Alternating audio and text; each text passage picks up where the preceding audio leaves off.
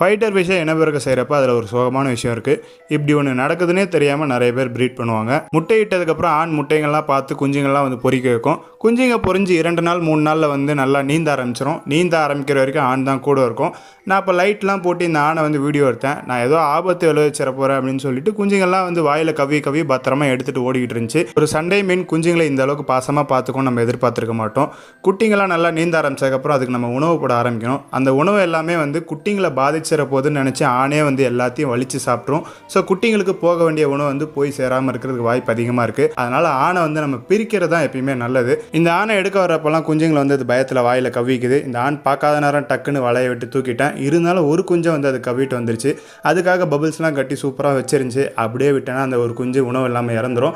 அந்த ஒரு குஞ்சை வலையில் அதெல்லாம் எடுக்க முடியாது. பூனை வச்சு அழகாக எடுத்து அந்த மற்ற குட்டிங்க கூடயே சேர்த்து விட்டுட்டேன். சண்டை மீனோட பாசம் உண்மையிலேயே என்னை மிரள வச்சுது. அதை உங்ககிட்ட பகிரணும்னு நினைச்சேன்.